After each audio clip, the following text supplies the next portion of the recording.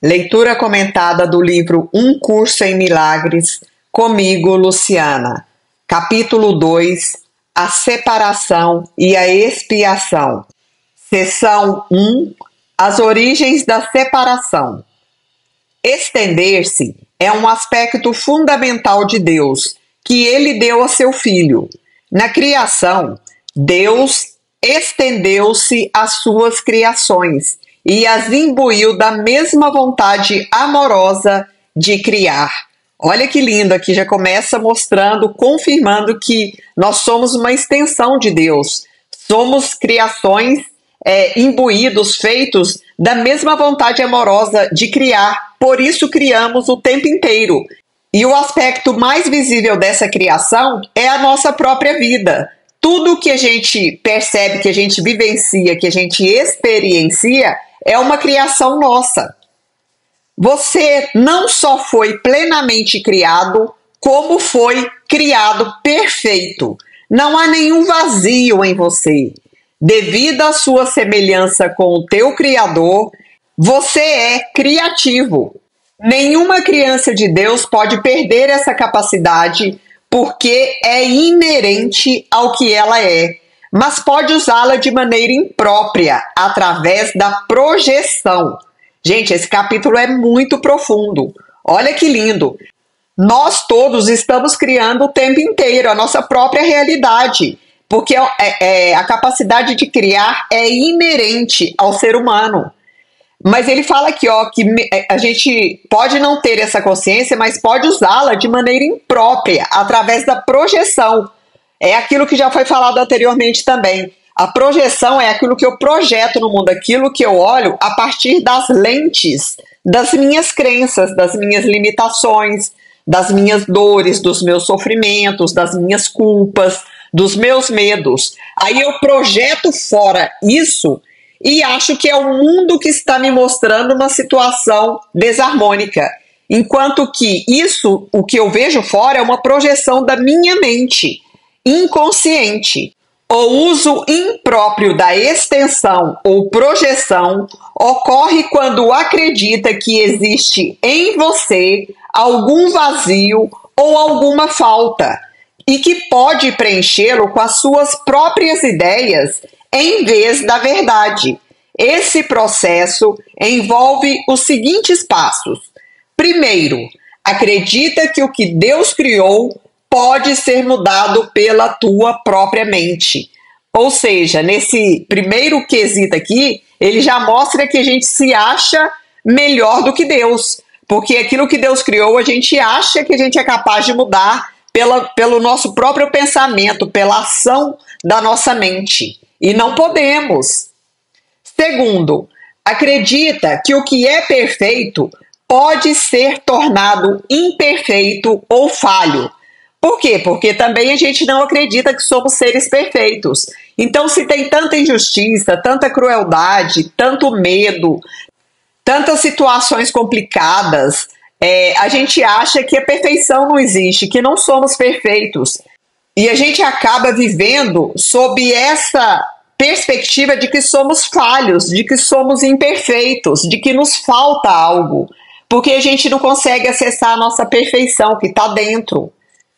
Terceiro, acredita que pode distorcer as criações de Deus, inclusive a você mesmo. E aqui eu acho que entra muitas pessoas que se culpam muito, que se acham complicadas, que acham que são de difícil relacionamento, que sentem muito medo. Então, essas pessoas aqui, eu acho que entra nesse terceiro quesito aqui. Quarto, acredita que pode criar a ti mesmo e que a direção da sua própria criação depende de você. Olha só como a gente se acha muito além de Deus, gente. Essas distorções interligadas representam um retrato do que de fato ocorreu na separação, ou seja, o desvio para o medo. Então, nessa busca incessante por nós mesmos, pela perfeição, que a gente não acredita ser possível aqui, a gente se desvia para o medo. Medo de faltar, medo do julgamento, medo da crítica, medo de não dar conta, medo de não conseguir realizar e medo de todas as formas, né? De não conseguir superar o que precisa, de não conseguir manifestar o seu melhor e assim sucessivamente. Nada disso existia antes da separação, nem de fato existe agora. Tudo que Deus criou é como Ele. Por quê? Porque nós somos, tudo o que está manifestado é a extensão de Deus. Extensão, Ele estendeu a si mesmo. Só que essa extensão está aqui no plano da Terra, manifestada em diferentes formas. As pessoas têm aparências diferentes, mas a essência de todo ser humano, por exemplo, é a mesma essência. Só externamente somos diferentes. Por quê? Porque as características físicas, o corpo físico, a família na qual eu nasço, a cidade, as condições que eu trago mentais, emocionais, psicológicas, tudo isso envolve o meu propósito de vida. E esse propósito é individualizado para cada um de nós aqui. Por isso, a gente acha que a gente está separado do outro. A extensão, como foi empreendida por Deus, é similar à radiância interior que as crianças do Pai herdam dele. Sua fonte real é interna. Olha só, basta essa frase, gente. Sua fonte real, verdadeira, é interna. A semelhança é interna. Isso é tão verdadeiro em relação ao Filho quanto em relação ao Pai. Nesse sentido, a criação inclui tanto a criação do Filho por Deus, quanto as criações do Filho quando a sua mente está curada. Isso requer que Deus tenha dotado o Filho com livre-arbítrio, porque toda a criação amorosa é dada livremente em uma linha contínua na qual todos os aspectos são da mesma ordem. O Jardim do Éden, ou a condição anterior à separação, era um estado da mente na qual nada era necessário. Quando Adão deu ouvidos às mentiras da serpente, que aqui também no meu entendimento a serpente pode ser vinculada ao ego. O ego é essa voz na nossa cabeça que tenta distorcer o mundo visível e que faz a gente pensar que a gente está separado, que é cada um por si, Deus por todos, que o outro é errado, que a gente é pecador, que o outro também é, que a gente é culpado ou que a culpa está no outro. Essa é a voz na nossa cabeça que a gente tem que começar a observar e perceber que ela é uma resistência, uma forma de impedir que a gente encontre a nossa natureza realmente divina. Então a briga é interna, a briga entre aspas, né, gente? A luta é interna. Na verdade, a gente veio aqui, está manifestado na individualidade aqui, para vencer a nós mesmos, as nossas próprias limitações que são expressadas também a partir dessa voz da nossa cabeça, que é o ego. E que aqui, fazendo uma analogia com o Jardim do Éden, era a serpente, com as suas mentiras, ou seja, com as suas ilusões, tentando nos desvencilhar do caminho real, que é a nossa essência espiritual, que é divina, que é amorosa, que é justa, que é literalmente iluminada. Então, vou repetir aqui esse pedacinho. Quando Adão deu ouvidos às mentiras da serpente, tudo o que ouviu não era verdade. Não tem que continuar a acreditar no que não é verdadeiro, a não ser que escolha fazê-lo.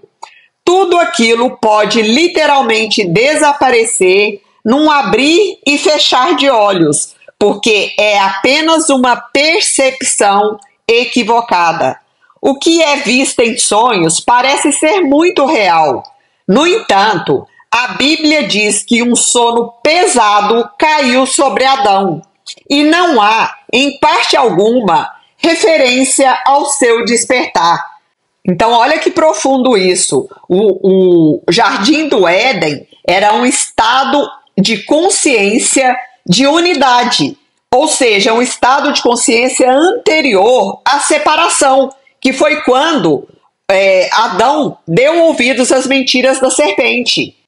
E por isso ele coloca aqui que a Bíblia fala que um sono pesado caiu sobre Adão. E não existe em nenhum lugar da Bíblia alguma passagem que dê referência ao seu despertar. Então estamos aqui todos dormindo, literalmente, porque nós somos em essência também um estado de consciência. A nossa unidade está nessa grande consciência. E a gente está dormindo, aprisionado num mundo de ilusões criados pela nossa própria mente, que a gente ainda não conseguiu olhar para ela e entender que o nosso maior sabotador é ela. Ou, para ser mais específica, eu vou falar aqui do ego, porque o livro aqui vai falar muito sobre o nosso ego e a gente vai entender que esse ego é aquilo que a gente veio para superar, porque só assim a gente consegue acessar a nossa verdadeira realidade interna também. O mundo ainda não experimentou nenhum despertar ou renascer em escala absoluta. Tal renascimento é impossível enquanto continuar a projetar ou criar equivocadamente, porque aquilo que a gente projeta está enviando uma energia. Por exemplo, se eu faço um julgamento, se eu critico, se eu só reclamo, é esse campo vibracional que eu estou alimentando. E é isso que eu vou ver. Então as coisas não vão mudar enquanto eu continuar criando equivocadamente as projeções mentais e emocionais no mundo externo, porque aí eu estou alimentando esse campo distorcido. Contudo, a capacidade de estender, assim como Deus estendeu a ti o seu espírito, permanece ainda dentro de você. Então a gente tem essa capacidade, esse potencial para estender a partir do amor, né, do perdão, do entendimento de que a gente vive num mundo repleto de projeções embasadas nas nossas crenças. Na realidade, essa é a sua única escolha, porque o seu livre-arbítrio te foi dado para a sua alegria em criar o que é perfeito. Mas desconhecendo esse fato, né, gente, a gente cria as imperfeições externas, tudo aquilo que a gente vê e alimenta com as reclamações, com as negatividades, com o pessimismo, com as vitimizações, com os abusos, com os medos, os julgamentos, com as críticas, as culpas. É uma série de fatores. Todo medo, em última instância, é passível de ser reduzido à básica percepção equivocada de que tem a capacidade de usurpar o poder de Deus. Obviamente, não pode, nem tem sido capaz de fazer isso. Aqui está a base real para escapar do medo. O escape é efetuado pela sua aceitação da expiação, que faz com que seja capaz de reconhecer que os seus erros realmente nunca ocorreram. E reconhecer a perfeição da criação, né? Que a gente criou, sim, muitas ilusões aqui, mas que somos perfeitos em essência. É um conceito ainda muito difícil para muitos de nós, mas que esse é o caminho que ele vai tentar nos mostrar que é a realidade do ser. E ele continua aqui, né? Só depois que um profundo sono caiu sobre Adão, pôde ele vivenciar pesadelos. Porque estamos dormindo, literalmente. Como se a gente estivesse vivenciando os pesadelos, tal como a gente quando dorme mesmo e tem um pesadelo. Só que isso a gente está vivenciando de olhos bem abertos, achando que isso é a realidade. Se uma luz subitamente se acende enquanto alguém está sonhando um sonho amedrontador, ele pode inicialmente interpretar a própria luz como parte do seu sonho e ter medo. Eu acho que isso que ele falou aqui remete muito aos insights, às inspirações que chegam assim, de forma quase que divina, né? E a gente pensa, nossa, será que foi verdade? Nossa, isso parece um milagre. Nossa, Será? Ah, acho que é coisa da minha cabeça. Porque a gente pensa que só existe aquilo que a gente observa com os olhos, que é um dos recursos físicos que a gente tem para ver, né? Um sentido físico. Mas, com certeza tem um mundo imenso, invisível aos nossos olhos humanos, que está aí movendo esse mundo, fazendo as coisas acontecerem, nos levando para o caminho evolutivo. Só que se a gente escolhe, através do nosso livre-arbítrio, reclamar, brigar e bater de frente com a vida, sem aceitar aquilo que está chegando para gente, que no caso é a expiação, né? Expiar, desfazer os enganos, né?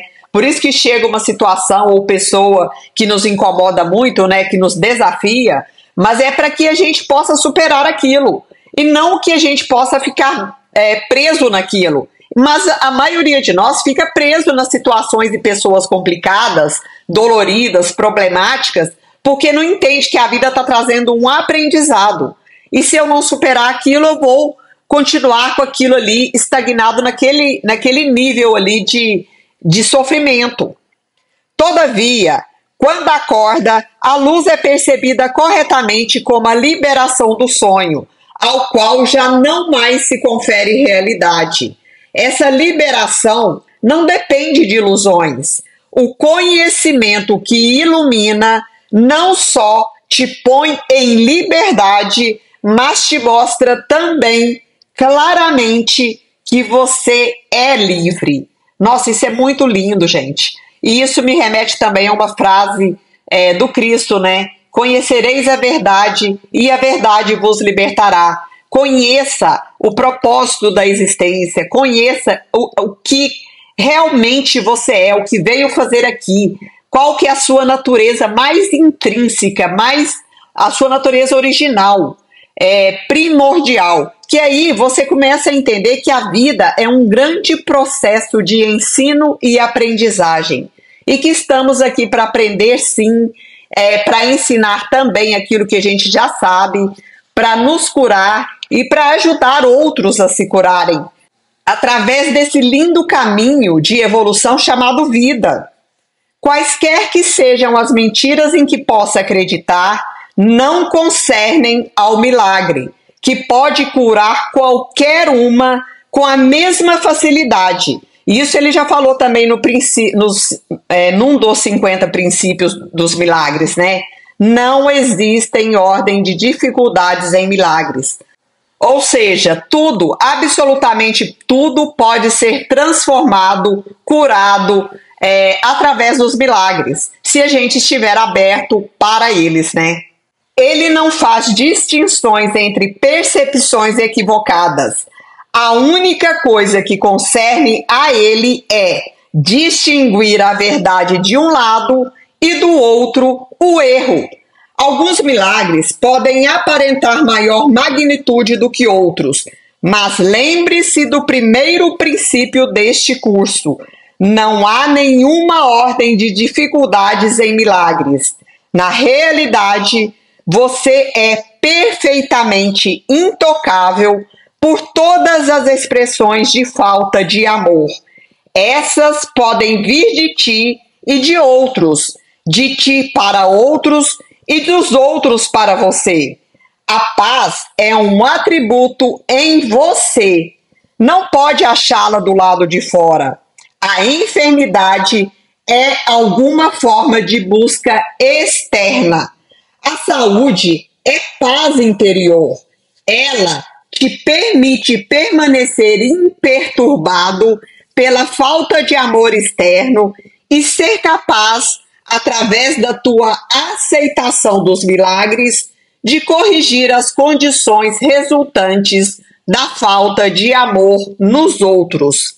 Olha o quanto isso é transformador. Toda vez que eu buscar fora amor, reconhecimento, validação, apoio, sendo que eu mesmo não me valido, não me reconheço, não me amo, não entendo que eu sou um ser amorosamente criado por essa fonte criadora maravilhosa, enquanto eu buscar fora, eu vou estar em sofrimento, eu não vou ter paz, porque a paz, o reino dos céus, é um estado de consciência. Então, eu continuo sofrendo porque eu não entendi que a vida é um lindo, amoroso e inteligente processo de ensino e aprendizagem.